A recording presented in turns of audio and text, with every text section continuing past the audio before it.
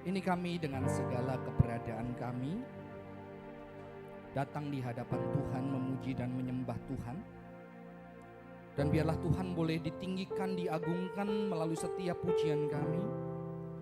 Biarlah kami belajar menyembah Tuhan di dalam keadaan baik ataupun di dalam keadaan tidak baik. Dan hari ini kami akan mendengarkan kebenaran firman Tuhan. Kiranya Tuhan boleh berbicara kepada setiap kami. Tuhan boleh menguatkan, Tuhan boleh meneguhkan setiap kami di dalam perjalanan iman kami. Perjalanan iman yang tidak selalu cerah musimnya. Ada kegelapan yang begitu pekat. Mungkin beberapa kami sudah melewatinya. Ada kami yang belum, bahkan mungkin kami ketakutan dan berdoa janganlah kami melewati masa-masa gelap itu. Tapi biarlah di dalam segalanya Tuhan firman-Mu kembali boleh memegang hidup kami. Dan kami boleh terus di dalam anugerah Tuhan. Dan di dalam segala hal isi hati Tuhan boleh ada di hati kami Tuhan. Dan berkati hamba yang sudah mempersiapkan boleh jadi berkat bagi jemaat Tuhan di tempat ini. Di dalam nama Tuhan Yesus Kristus kami berdoa. Amin. Silakan duduk saudara-saudara. Shalom.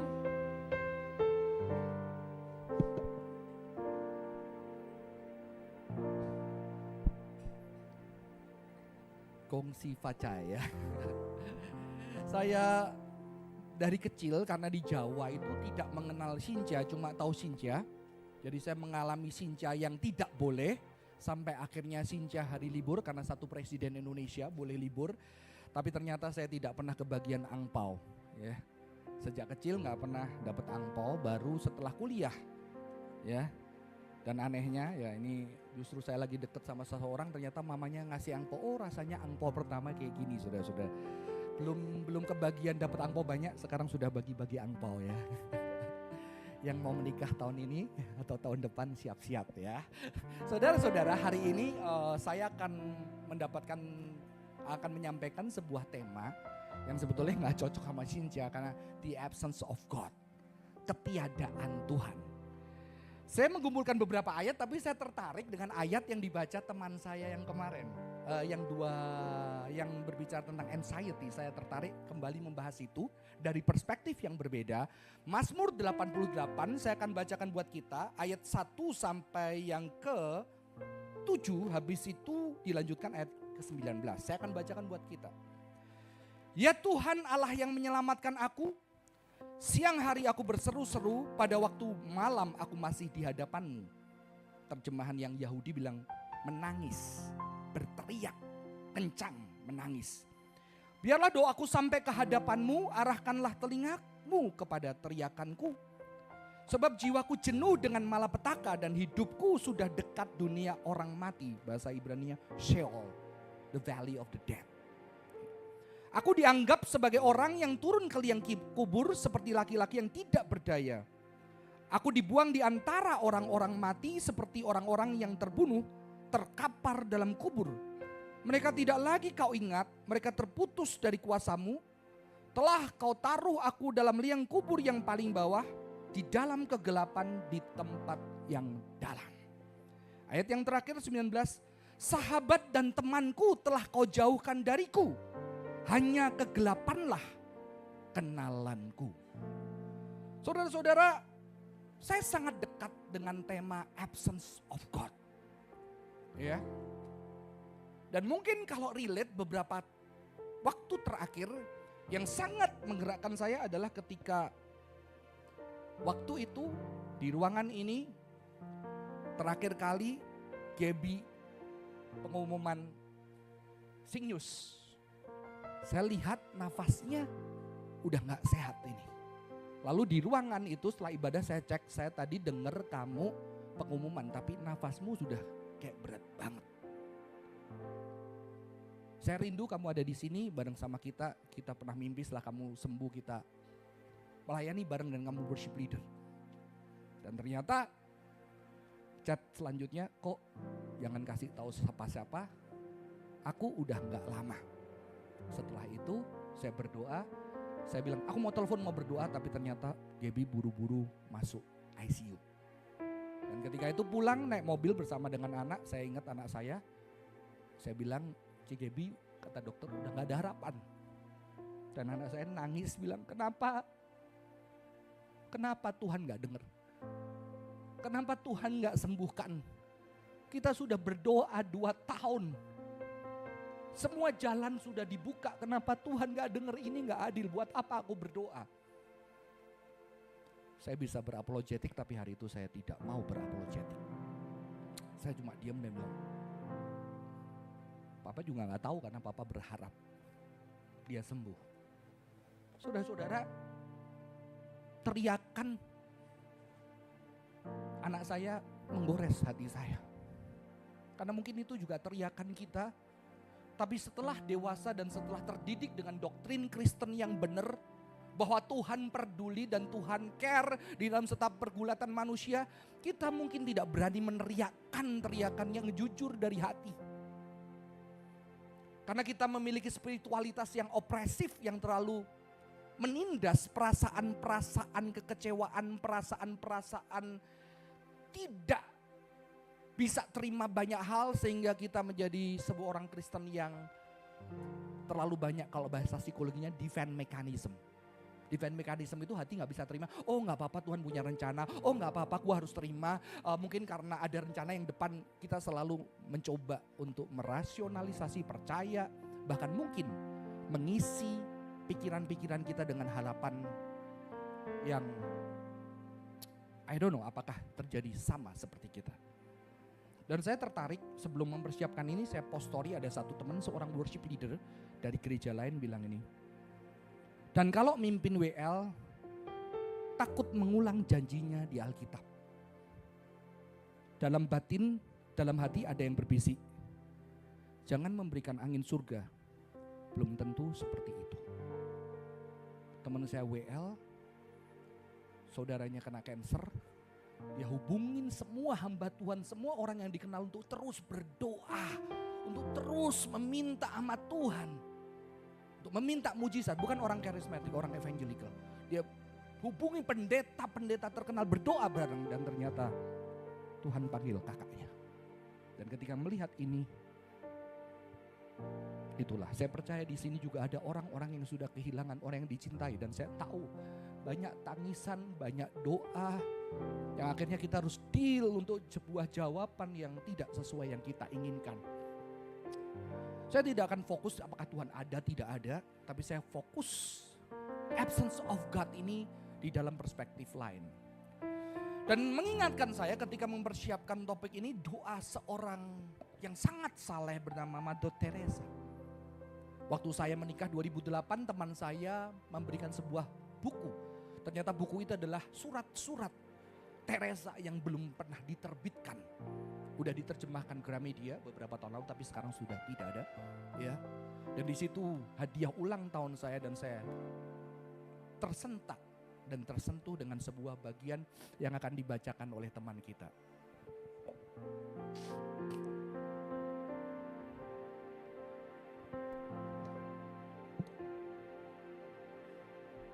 Do not think that my spiritual life is strewn with roses. That is the flower which I hardly ever find on my way. Quite the contrary, I have more often as my companion darkness. And when the night becomes very thick, and it seems to me as if I will end up in hell, then I simply offer myself to Jesus. If he wants me to go there, I am ready, but only under the condition that it really makes him happy. I need much grace, much of Christ's strength to persevere in trust in that blind love which leads only to Jesus crucified. Sejak ini saya, ketika membaca ini saya disadarkan, iman kekristenan tidak hanya berbicara lu percaya Yesus masuk neraka, nggak masuk neraka, nggak percaya lu masuk neraka. Tapi ada orang-orang yang kehidupannya serasa di neraka. Orang yang saleh, orang yang kudus, orang yang luar biasa menjadi berkat di dunia. Tapi dia bilang, kalau Tuhan mau aku ke neraka, aku pergi ke sana. Dan di situ dia bilang, aku butuh kekuatan dari apa? dari Yesus yang tersalib, Yesus yang juga menderita. Ini mengubahkan hidup saya. Teks ini mengubahkan. Dan dia mengatakan kehidupan orang suci Anda pikir adalah seperti sesuatu yang indah, menjadi berkat, penuh kehadiran Tuhan. Tapi ternyata Teresa bilang enggak, sebaliknya kayak di neraka. Setiap harinya kayak di neraka. Dan ayaknya aku akan berakhir di sana. Tapi di dalam segala hal aku tetap datang sama Tuhan, serahin hidupku. Yang penting aku senengin Tuhan. Kalau Tuhan minta aku ke neraka, I will go there. Yang penting Tuhan senang. Saudara-saudara, ini ternyata setelah saya pelajari, banyak tokoh-tokoh pertapa-pertapa Kristen mengalami sebuah masa gelap, darkest night of the soul. Ada salah satunya kemarin sempat dikutip, Saint John of the Cross. Sebuah malam-malam yang bisa tahunan, bulanan, dia gak ngerasa Tuhan ada. Dia gak ngerasa Tuhan itu real di dalam hidupnya. Saudara-saudara, banyak orang-orang merasakan masa-masa itu. Masa-masa kegelapan yang begitu pekat. Yang ketika dia berseru seolah-olah berhadapan dengan tembok. Dan ketika dia menangis, dia seolah menangis sendirian. Dan dia merindukan banget perasaan-perasaan ketika Tuhan hadir. Ketika kehangatan cintanya dirasakan. Tapi di situ dia kerasa tidak bisa merasakan sama sekali. Ternyata banyak orang pengikut Tuhan yang setia mengalami masa-masa gelap, saudara-saudara. Saudara-saudara, saya akan lihatkan dari dictionary, absence itu selalu disandingkan dengan presence. Ya. Jadi kita tidak berbicara Tuhan ada atau enggak ada. No, absence sama presence. Mengapa? Di dalam Cambridge Dictionary mengatakan absence itu adalah the fact of not being where you are usually expected to be. Jadi the absence of God berbicara tentang sebuah fakta ketika kamu tidak berada pada tempatnya. Contohnya, ketika kita berpikir harusnya suami kita ada di rumah ketika kita struggle dengan baby. Karena gak gampang struggle dengan baby, betul? Ya, punya anak pertama kali, aduh para ibu. Makanya kadang-kadang khotbah di gereja juga bisa violent. Kamu sejak menikah punya anak, kamu gak mau melayani gitu ya. Kamu jauh dari Tuhan. Oh, struggle mereka berat. Nanti yang menikah punya anak berat. Berat banget. Pria coba nanti suruh istrinya istirahat terus jaga seharian. Wah berat. Istri kita jaganya setiap hari. Ya, wanita juga sangat berat teman-teman. Di dalam struggle itu kita ngerasa sendirian tapi nggak ada. Pasangan kita harusnya ada di situ, dia absence. Bahkan dia bisa hadir ada tapi dia nggak presence. Dia nggak hadir buat kita. Ya, itu adalah kondisi di mana berarti kita pernah merasakan kehadirannya, betul nggak? Kalau kita tidak pernah merasakan kehadirannya, kita tidak akan mengalami kenapa dia nggak ada. Maka banyak orang yang bertanya tentang keberadaan Tuhan, dia pernah dekat, dia pernah merasa Tuhan itu real, menjawab doa-doa dia. Saya ketemu banyak anak muda yang akhirnya berhenti berdoa. Karena ketika anjingnya meninggal dia berdoa untuk minta mujizat, nggak sembuh. Ada yang bahkan marah, kecewa karena apa? Ketika dia dibully sama temennya, dia berdoa, Tuhan tolong, ternyata pertolongan tidak hadir. Ketika dia dilecehkan orang, dia berteriak kepada Tuhan dan ternyata pertolongan tidak hadir. Di situ merasa Tuhan gak hadir buat saya. Tapi biasanya kepada orang-orang itu saya akan berkata, ya kamu marah, kamu kecewa, it's okay. Karena berarti dia sangat penting buat hidupmu. Dia sangat dekat. Dia sangat penting sehingga kamu bisa kecewa. Kalau enggak mungkin kamu kecewa. Karena kita bisa hanya kecewa kepada orang-orang yang dekat kepada kita. Berbalikan dengan absent, present adalah the fact that someone or something is in a place. Jadi ketika berbicara tentang absence of God, berbicara menurut dictionary ini adalah kita ada di dalam satu kondisi. Harusnya Tuhan ada, tapi kenapa Tuhan gak ada?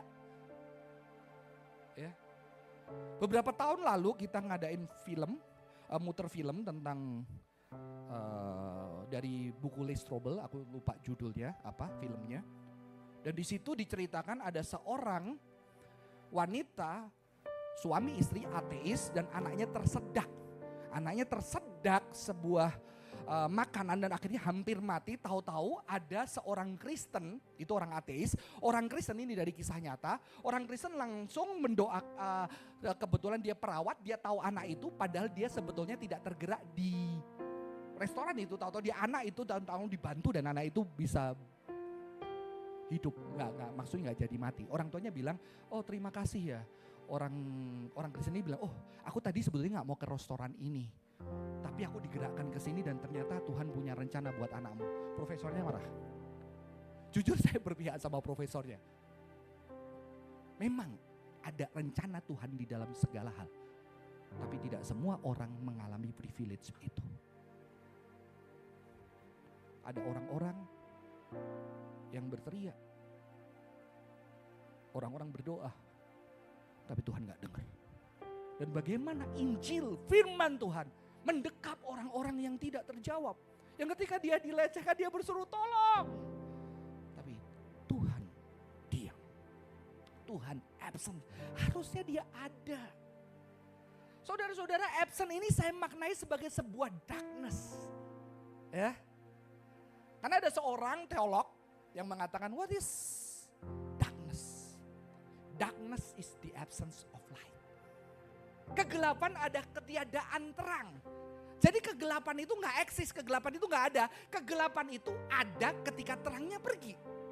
Ya, maka saya melihat absent itu sebagai sebuah darkness. Walaupun teologi dari Augustine ini sudah mulai ditolak orang modern. Kalau bilang kegelapan gak ada, bagaimana perang dunia 2, semua orang berdoa untuk mujizat, tapi begitu banyaknya puluhan mayat orang yang tidak bersalah yang kehilangan keluarganya di perang dunia 2. Kalau evil, kalau darkness itu gak ada. Darkness itu real. Di parit-parit perang dunia 2, semua nyawa itu tidak berharga. Maka teolog pada zaman perang dunia 2 mengatakan, aku butuh Tuhan. Tuhan yang bukan jauh, Tuhan yang bukan transenden, tapi Tuhan yang ada di parit-parit ketika perang dan banyaknya nyawa manusia ada di sana. Ya, seingat saya nama teolog itu Paul Tillich. Ya, butuh Tuhan yang real. Saya melihat ini sebagai darkness, saudara-saudara. Dan saya suka terjemahan dari Jewish Study Bibles daripada yang tadi kita, karena dia lebih kerasa. When I cry out in the night before you, let my prayer reach you. Incline your ear to my cry. I am at the brink of Sheol. Aku di tebing, ya, Sheol, lembah kematian. Aku berada bersama-sama dengan orang-orang yang di liang kubur. Aku dilupakan bersama-sama dengan orang yang mati. Dan tubuhku terbaring di kuburan. Saudara-saudara, inilah sebuah darkness. Kalau orang Yahudi percaya Sheol. Kalau di dalam konsep mereka dunia itu belum round earth, masih flat earth. Di dalam konsep Yahudi jadi ada Samayim langit, ada Eretz earth dan bawahnya itu Sheol. Orang Yunani bilangnya itu Hades. Ya. Makanya ada lagu, kemanakah aku dapat pergi menjauhi rohmu Tuhan, ku berlari mendaki ke langit. Aku terbang dengan sayap fajar, diam di ujung bumi, ada ujungnya. Namun tanganmu, sekalipun aku berjalan di dalam lembah kekelaman, itu Sheol, darkness, the valley of the dead. Tempat orang mati, saudara-saudara. Saudara-saudara, pemazmur ini ya dipercayai mungkin yang nulis adalah seseorang yang mengalami pembuangan ketika Israel dibuang pembuangan. Tapi di sini ketika kita melihat dia mengalami sebuah kegelapan. Kegelapan yang seperti neraka, seperti kematian, dekat, nggak ada kehidupan di sana. Dia mengalami absence of God. Saudara-saudara, sebuah kegelapan di tepian jurang kematian. Dan saya percaya mungkin ada orang-orang yang pernah mengalami, ada yang belum, ada yang mungkin jangan ya. Kita nggak usah cari-cari, tapi kita tahu saudara-saudara ini kenyataan di dalam spirituality. Spirituality tidak selalu hal yang baik, ada banyak hal yang tidak baik. Dan ternyata segala pengetahuan kita fail. Segala persiapan kita fail. Segala persiapan kita supaya tidak jatuh fail. Saudara-saudara, saya sudah pernah cerita Mama saya meninggal di bulan Januari. Sejak itu Januari itu menjadi trauma buat saya. Sejak itu saya berjanji sama Tuhan. Pokoknya kalau Desember harus pulang kampung. Karena saya masih dititipkan satu papa. Dan selama setiap tahun saya pulang Desember. Karena waktu itu saya tidak pulang sehingga saya harus kehilangan mama saya tanpa punya foto keluarga bersama dengan anak saya yang pertama. Dan di situ saya sudah mengalami absence of God. Karena bahkan saya bilang, Tuhan doa aja gak boleh. Ya, apalagi saya berat nama saudara-saudara. Nama saya itu di dalam Mandarin Xiaoshun artinya berbakti. Ya, berbakti dan saya berharap saya bisa ngerawat lah paling enggak orang tua saya. Tapi ternyata Tuhan gak kasih kesempatan, saya dipanggil jadi hamba Tuhan, saya melayani, saya hamba Tuhan yang juga tidak punya kendaraan sehingga jarang bisa menjenguk orang tua. Dan ketika ditelepon dia masuk ICU, belum masuk sudah ditelepon, baru berlutut mau doa, ditelepon lagi udah gak ada. Di situ saya merasa, oke, Tuhan mungkin dengar orang lain tapi Tuhan gak dengar saya. Dan sejak itu saya memilih tidak mau berdoa lagi untuk diri saya. 8 tahun saya tidak pernah berdoa karena saya berpikir Tuhan lebih dengerin doa orang. Jadi kalau saya doa buat orang lain mengalami mujizat, saya senang. Tapi saya merasa Tuhan tidak dengar doa saya. Sampai saya cerita kemarin, disitulah awal pemulihan saya. Ketika saya datang sama Tuhan di dalam kegelapan. Dan disitu teriakan satu, mengapa engkau mengambil yang paling berharga di dalam hidupku.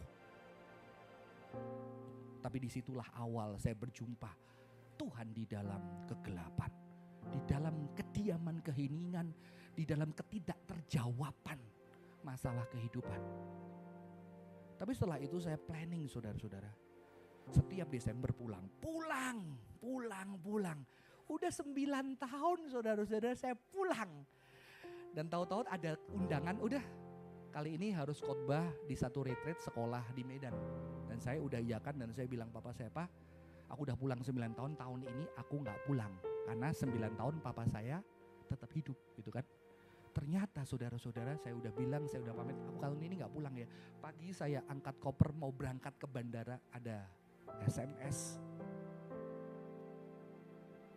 Papamu meninggal.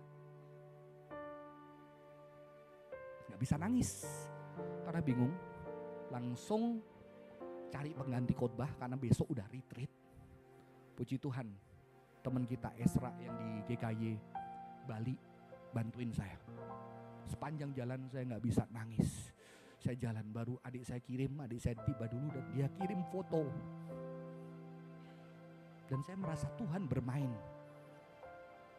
Sudah di planning semua. Saudara-saudara, ketika engkau berhadapan dengan Tuhan, engkau berhadapan dengan satu pribadi yang engkau gak bisa genggam. Engkau gak bisa persiapkan. Di dalam kehidupan ini kita tidak pernah tahu. Makanya janji pernikahan sebagai ada kemungkinan sehat, susah, kaya, miskin, sampai maut memisahkan kita. Itu sangat luar biasa saudara-saudara. Saudara, inilah kondisi ketika kita merasa Tuhan tidak hadir buat kita. Mungkin kita tahu Tuhan hadir, Tuhan bisa ngelakuin mujizat. Mungkin tahu, pertanyaannya apakah Tuhan mau melakukan itu untukku? Betul? Saudara-saudara, saya langsung teringat ketika dikatakan dia ada di tepian jurang lembah maut.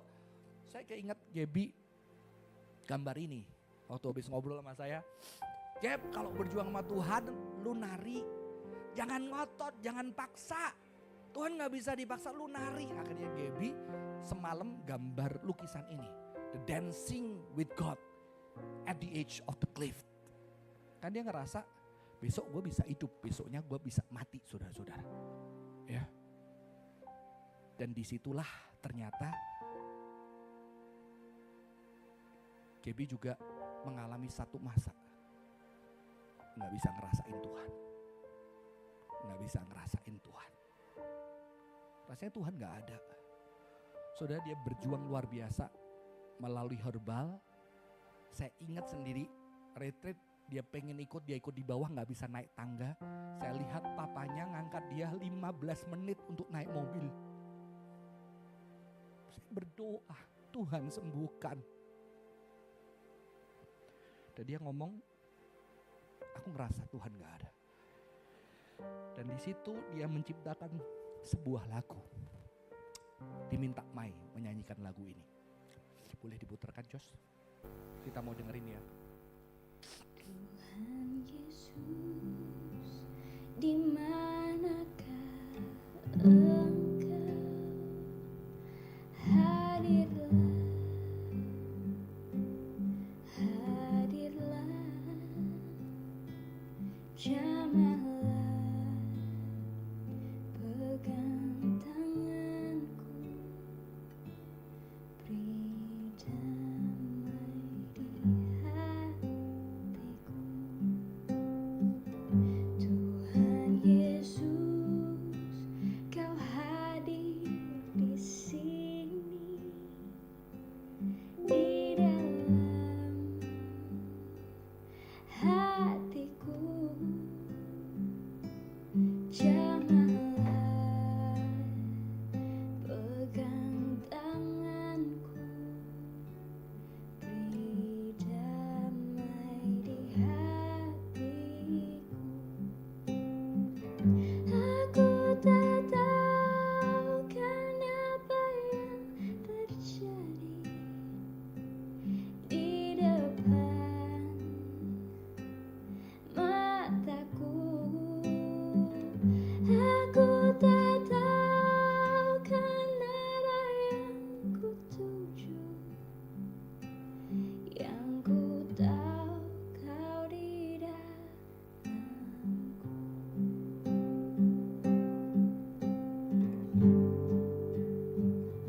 Tuhan Yesus, Kau hadir di sini, di dalam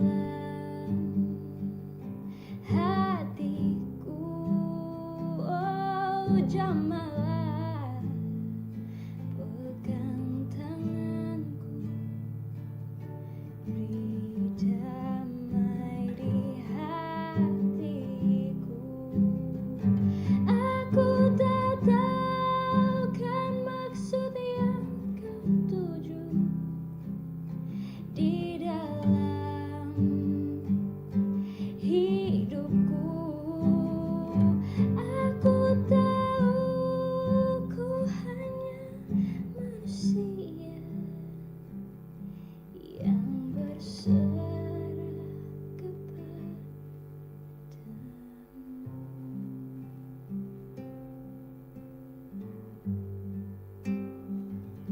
Tuhan Yesus, di manakah Engkau? Saya suka banget lagu ini diakhiri dengan sebuah pertanyaan. Tuhan di mana? Saya rasa Gaby ngerti banget absence of God. Dan dia juga tahu banget presence of God. Karena itu bukan di dalam teologi pikiran kita. Dalam setiap hidup perjalanan penderitaan manusia. Saudara, sesuatu yang unik, Kejadian 1 ayat 1. Pada mulanya Allah menciptakan langit dan bumi. Bumi belum berbentuk dan kosong. Gelap gulita memenuhi samudra semesta dan roh Allah melayang-layang di atas permukaan air. Alkitab kita dimulai darkness, chaos di dalam bahasa Asia, chaotic. Di dalam sebuah kekacauan, di dalam sebuah kegelapan, Tuhan di sana. Ya. Di sini yang membuat saya mengerti firman Tuhan, Allah Tritunggal, firman-Nya, rohnya, Bapa ada di dalam penciptaan ketika ada chaos, ada kegelapan. Dan di saudara-saudara, saya tertarik dengan ayat ini. Because of your friends and neighbor shun me, my only friend is darkness. Dari pemazmur tadi mengatakan, teman-temanku karena kamu ninggalin aku. Dan teman satu-satunya itu darkness, kegelapan, absence, ketiadaan Tuhan. Saya jadi tertarik mengaitkan ayat ini dengan Matius 27 ayat 46. Saudara, doa Bapa kami menjadi doa Yesus yang sangat diajarkan buat kita. Tapi ada doa lain saudara-saudara. Doa akhir Yesus ketika dia mengalami penderitaan yang paling dahsyat. Yang mungkin kita tidak boleh oleh para pemimpin gereja atau pemimpin rohani kita mengatakannya. Tapi Yesus mengatakan, Yesus dengan tangisan keras dia bertanya, Eli, Eli lama sabatani, Tuhan, Tuhan. Kenapa kau tinggalin aku? Doa. Manusia ketika menghadapi pergulatan yang paling dahsyat. Bahkan Tuhan yang menjadi manusia. Ketika menjadi manusia dia meneriakkan doa, Tuhan kenapa aku sendirian?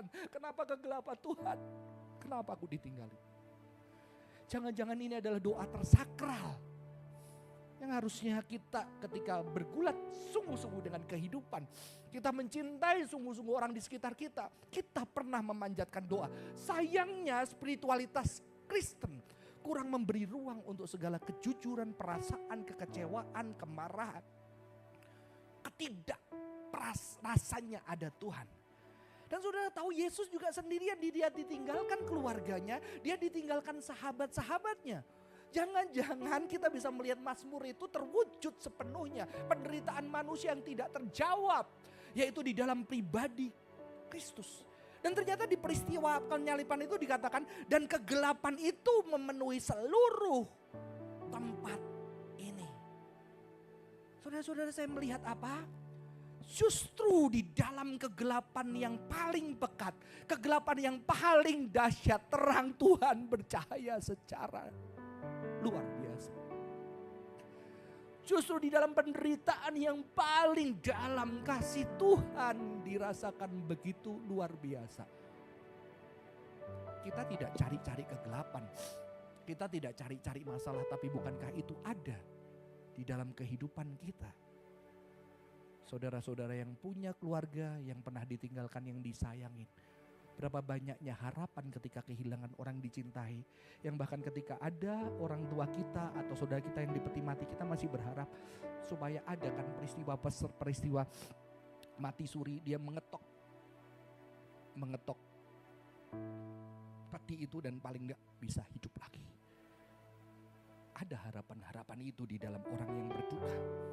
Tapi justru di dalam kegelapan yang dalam, cinta terbesar Tuhan, terang itu bercahaya di dalam pribadi Yesus Kristus. Sayangnya kita kadang-kadang menghindar, bukan mencari-cari juga. Kita menghindar untuk melihat kegelapan. Dan bukankah Yesus juga mau hadir di dalam hati kita yang paling gelap, yang kita sendiri tidak mau lihat? Tuhan mau ada di sana, memberikan terangnya di tengah kegelapan. Saudara-saudara, ada seorang pertapa lagi. Ini saya baca ketika saya masuk sekolah Alkitab 2003. Ditulis oleh seorang pertapa namanya Thomas Merton. Saya minta lagi Fanny boleh bacakan buat saya.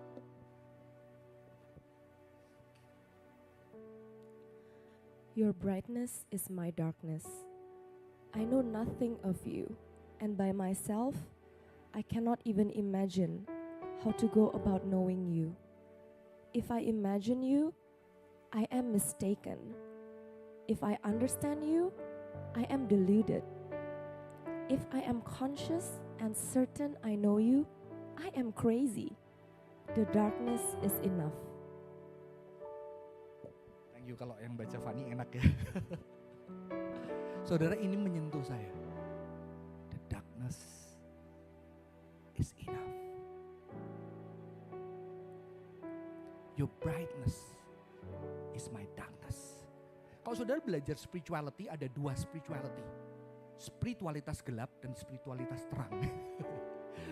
Ya, bukan bukan Star Wars ya. But ada spirituality yang sangat positif. Tuhan itu maha pengasih, baik. Tapi ada spirituality yang lebih depresif. Kalau ngomong sama Ivan pasti suka yang depresif gini. Ya, ada yang gak suka. Tapi yang luar biasa dari spiritualita yang depresif, saudara-saudara, ternyata dia ngomong bahwa apa? Kenapa gelap? Karena terangnya terlalu terang seperti cahaya matahari ketika kita melihat kita gelap. That is darkness. Dan disinilah Merton tahu bahwa di dalam kegelapan ini ternyata dia berjumpa dengan terang. Terang yang bercahaya di tengah kegelapan. Ya. Dan banyak orang lari gak mau ke sana karena dia terus menerangi hidupnya. Mau terus menerangi dengan khotbah-khotbah mungkin, dengan kata-kata positif, dengan firman yang lebih menyukakan hati. Tapi dia tidak berani melihat segala kegelapan, kekecewaan, kemarahan, kekeosan, ketidakrohanian, bahkan umpatan-umpatan kepada Tuhan. Saudara-saudara, saya suka doa ini. Saya akan akhiri khotbah saya. Jadi apa yang kita bisa pelajari di sini? The absence of darkness, the absence of God, the darkness of God. Ternyata saudara-saudara, darkness itu adalah tempat kita bersimpuh membawa segala derita lara. Ketika Anda di dalam kegelapan, seperti Gaby, disitulah kita bersimpuh karena gak ada kekuatan lagi. Dengan muka tertunduk ke tanah, kita bawa segala penderitaan kita, kekecewaan kita. Yang berdoa mujizat untuk keluarganya tetap utuh, ternyata tidak terjawab. Di dalam kegelapan yang dalam dia bisa berlutut, bersimpuh. Yang merasa diri tidak berharga, dia bisa datang kepada Tuhan, bersimpuh, membawa segala derita lara. Kekecewaan, kemarahan, di sini ruang emosi, segala macam emosi yang jujur di dalam hati kita, kita bisa bawa kepada Tuhan. Dan the absence of God adalah tempat kita berjumpa dengan Sang Kasih yang menderita. Karena Tuhan pernah di sana. Ketika firman menjadi manusia, dia pernah tidak punya siapa-siapa.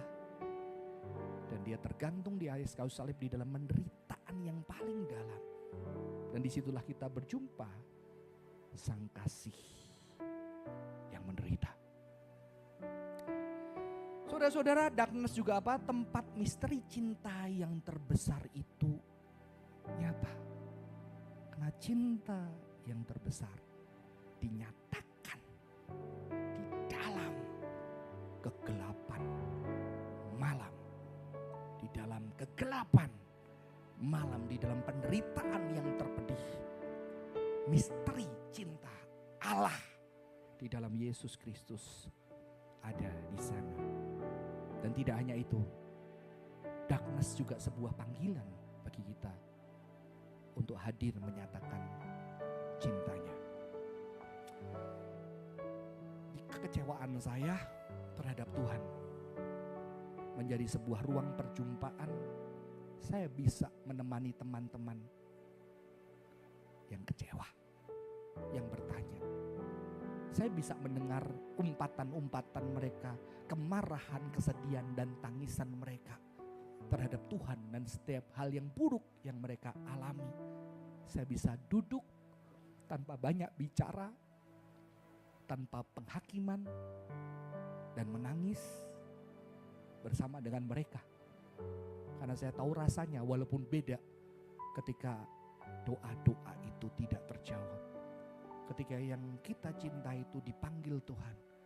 Ketika kita mau itu tidak terwujud. Saya tahu itu dan saya bisa menjadi sahabat. Saya bersyukur beberapa saat lalu saya menemani seseorang kawan yang kecewa banget sama Tuhan. Kelihatan dari story-nya, dia tahu-tahu bikin story jembatan yang terputus, hancur. Dan yang mengagetkan saya, dia bikin story jari tengah diacungkan ke langit. Dia bukan hanya jemaat dan dia juga seorang pelayan. Saking kecewanya, saking pahitnya, saya sama istri cuma duduk ngobrol, dengerin segala keluh kesah, dengerin segala kekecewaan, cuma mau hadir aja bareng sama dia.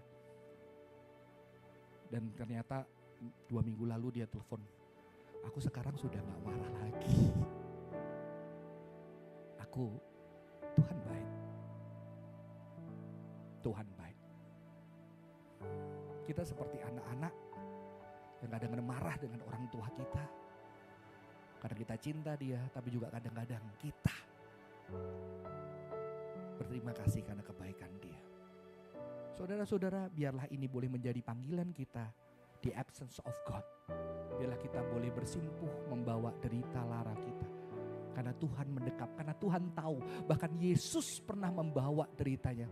Allahku, Allahku, kenapa aku ditinggalin? Kenapa aku sendiri? Dan biarlah kita berjumpa dengan sang kasih yang dinyatakan di dalam puncak penderitaan. Dan kita berjumpa dengan misteri cinta yang terbesar. Dan tidak hanya itu, biarlah kita bisa hadir bagi teman-teman kita. Bukan dengan ayat, bukan dengan positif-positif ala Kristen. Bukan dengan harapan-harapan palsu. Tapi dengan kehadiran tubuh Kristus yang bisa ada setiap orang di dalam pergulatannya. Semoga ini memberkati. Saya akan ajak kita menyanyikan lagu yang dinyanyikan waktu tadi saat teduh. Saya minta teman-teman boleh bantu saya.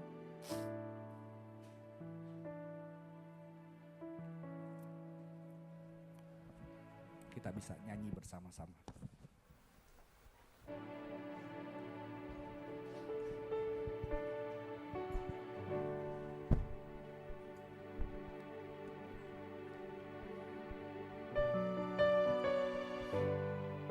Mari kita resapi kata-kata ini.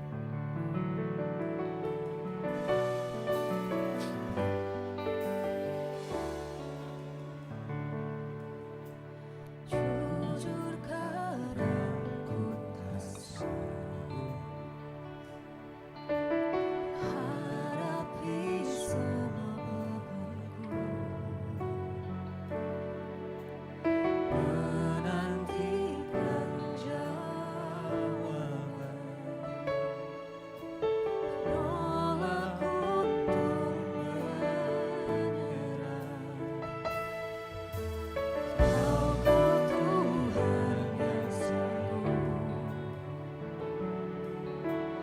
menolong dalam sesat.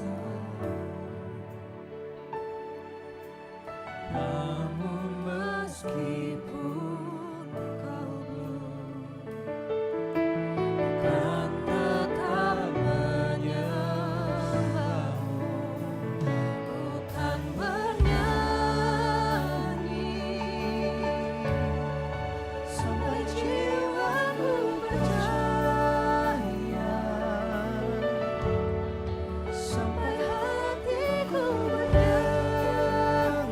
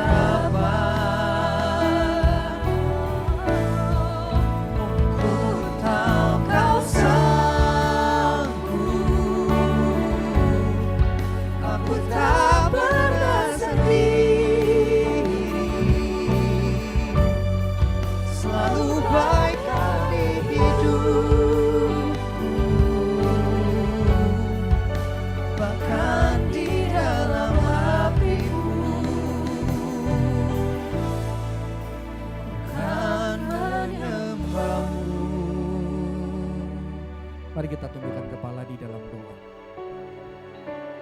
Bagi saudara yang sedang merasa di dalam kegelapan dan Tuhan tidak ada, Anda boleh berdoa mengungkapkan segala perasaan, kekecewaan, kesedihan, ketakutan. Bagi orang-orang yang tidak pernah terjawab doa-doa pentingnya, boleh datang kepada Tuhan bilang, Tuhan, mungkin aku sudah lelah berdoa karena banyak hal yang tidak terjawab. Mungkin Tuhan lebih sayang orang lain daripada aku. Kau boleh berkata segala kekecewaanmu di hadapan Tuhan, segala kejujuranmu ketika engkau tidak ada Tuhan. Bagi yang teringat doa-doa yang tidak dijawab itu, banyak doa dan tangisanmu tidak dijawab selama ini. Mungkin kau sudah berhenti doa, tapi sesuatu yang indah, sampai hari ini kau ada di tempat ini, tetap menyembah Dia. Dan saatnya kau bersimpu di kakinya, membawa segala derita larangmu, karena Dia Allah yang tahu arti derita. Bagi yang kita diberkati, bagi kita yang tidak mengalami keberadaan Tuhan, keabsenan Tuhan dalam hidup kita, biarlah kita juga boleh hadir buat orang-orang yang merasa Tuhan tidak ada. Kalau mereka merasa Tuhan tidak ada, paling tidak mereka boleh merasa ada anak-anak Tuhan. Walaupun tidak bisa menyelesaikan masalah mereka, ada anak Tuhan yang bisa pegang pundak mereka, yang bisa dengerin mereka, berdoa bersama dengan mereka, bahkan memutuskan tidak berdoa dan rela memberikan telinga mendengar segala umpatan-umpatan mereka terhadap Tuhan, dengan tetap menyatakan cinta Tuhan yang melampaui segala kekecewaan. Dan biarlah kita menjadi orang-orang itu. Terima kasih Tuhan buat hari ini. Terima kasih buat Tuhan yang hadir di dalam ketidakhadiran. Biarlah kami boleh berjumpa dengan Tuhan di dalam masa-masa gelap jiwa kami, hidup kami. Kami boleh membawa segala duka lara kami. Kami boleh berjumpa dengan misteri cinta yang ilahi. Kami boleh berjumpa dengan Kristus yang menderita. Tapi lebih dari itu, kami boleh hadir bersama dengan orang-orang yang menderita, untuk terus menyatakan cintamu yang tidak pernah mati di dalam penderitaan. Cintamu yang semakin nyata bercahaya di tengah penderitaan. Cintamu yang tetap terang di tengah kegelapan malam-malam pekat yang tanpa cahaya. Dan biarlah kami boleh Tuhan pakai. Terima kasih Tuhan, di dalam